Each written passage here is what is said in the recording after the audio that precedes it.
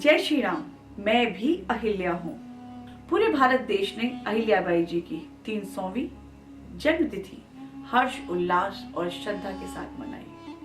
अहिल्याबाई जी का जीवन हर भारतीय के लिए प्रेरणादायक है। ऐसा क्या था उनके जीवन में जो आज हर स्त्री अपने आप को अहिल्याबाई जी के रूप में देखना चाहती है।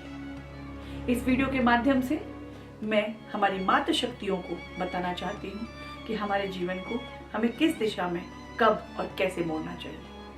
1725 में महाराष्ट्र के चौड़ी गांव में मानकोजी जी शिंदे जी के यहाँ जन्मी हमारी अहिल्या। यहाँ बालिकाओं के लिए शिक्षा पाना बहुत मुश्किल था, लेकिन हमारे मानकोजी जी ने अहिल्या जी को धर्मशास्त्र और संस्कृति की संपूर्ण शिक्षा दी। पिता की शिक्षा से भरी हमारी अहिल्या की वाणी में मानो सरस्वती बसती थी।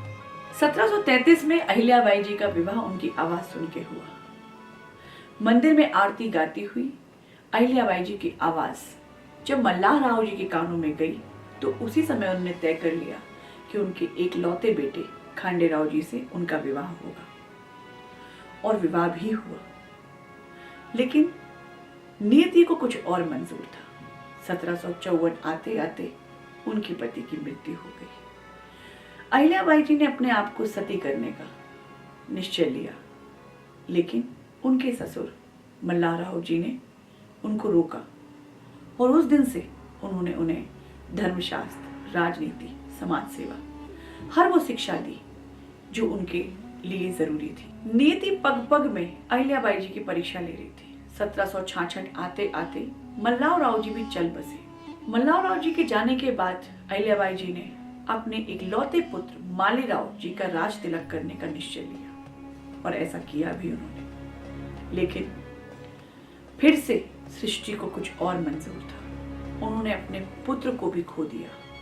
ये वो समय था जब अहिल्याबाई जी अंदर से टूट चुकी थी। ना उनके पास पति का सहारा था, ना पिता का नेतृत्व, ना उनकी ममता। रोम रोम अहिल्याबाई जी का टूट के बिखर गया था। लेकिन एक तरफ उनका दुख और दूसरी ओर उनकी प्रजा। दिन और रात एक करके उन्होंने अपने आप को, अपनी प्रजा को अपना परिवार समझा। तब शुरू हुआ स्वर्णकाल का समय। कैसा था वो स्वर्णकाल? क्या था वो स्वर्णकाल? पूरे विश्व में धर्म को स्थापित करना। महत्व धर्म क्यों जरूरी है? धर्म हर घर में खुशियां और संस्कार कैसे लाता है, ये अहिल्याबाई जी ने ही अपनी प्रजा को समझाया। उस समय में उन्होंने इंडस्ट्रियलाइजेशन को सपोर्ट किया। महिला कैसे उद्योग से जुड़ सकती है, ये सोच उनकी ही थी, जो आज तक हम निभा रहे हैं।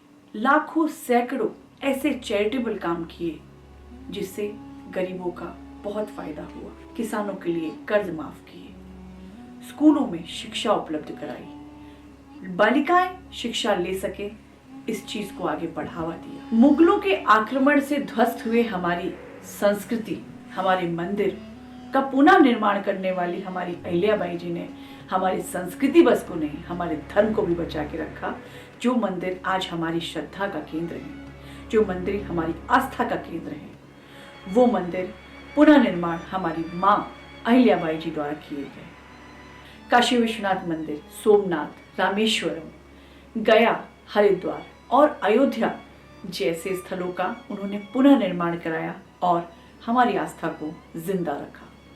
हमारी अहिल्या माई ने भारत के लिए एक सपना देखा कि भारत एक स्वतंत्र, आत्मनिर्भर और स्वावलंबी राष्ट्र बने। यही कारण था कि महेश्वरी सारी की एक ऐसी शुरुआत उन्होंने की जिसमें उनकी प्रजा से, हर घर से महिलाओं का योगदान था। ये उस समय की बात है जब महिलाओं का बाहर जाना मुश्किल था, लेकिन ये सोच हमारी माँ की थी, जिन्होंने हर स्त्री को आत्मनिर्भर और सम्मान से जीना सिखाया। 1795 महेश्वर में अहिल्याबाई जी ने अपनी आखिरी सांस ली। उस वक्त उनकी उम्र 70 वर्ष की थी। भारत राष्ट्र में हाहाकार मच गया। हर घर रो रहा था, हर घर अपनी माँ को ढूंढ रहा था, लेकिन अब वो इस दुनिया में नहीं थी। हम भारतीयों की पूरी कोशिश रही है कि हमारी माँ हमारे दिलों में नहीं, हमारे कर्मों में जिंदा रहे। भारत सरकार ने 25 अगस्त 1996 को उनके नाम का स्टैंप भी जारी किया और तो देवी अहिल्याबाई होलकर के नाम पर इंदौर के एयरपोर्ट को भी लॉन्च किया गया। आज हमारे माननीय प्रधानमंत्री मोदी जी की जो कोशिश है कि हर नारी में अहिल्या दिखे, ये हम सबके लिए एक प्रेरणा है, हम सबके लिए एक बहुत बड़ा मार्गदर्शन है कि हम मातृशक्तियां अपने जीवन को कैसे आगे बढ़ाएं। स्वावलंबी होने के साथ साथ हम अपने आप को अपने धर्म से, अपनी संस्कृति से कैसे जोड़ें। बहनों, अगर हम ऐसा कर पाते हैं, शायद हम एक नए इतिहास को रचेंगे। मेरा आज हमारी मातृशक्तियों से विनम्र निवेदन है कि आइए हम सब एक बार फिर अहिल्या बन के दिखाएं। आइए एक बार फिर हम सब धर्म, संस्कृति को बचाने के लिए अपने अपने घरों से आगे आएं।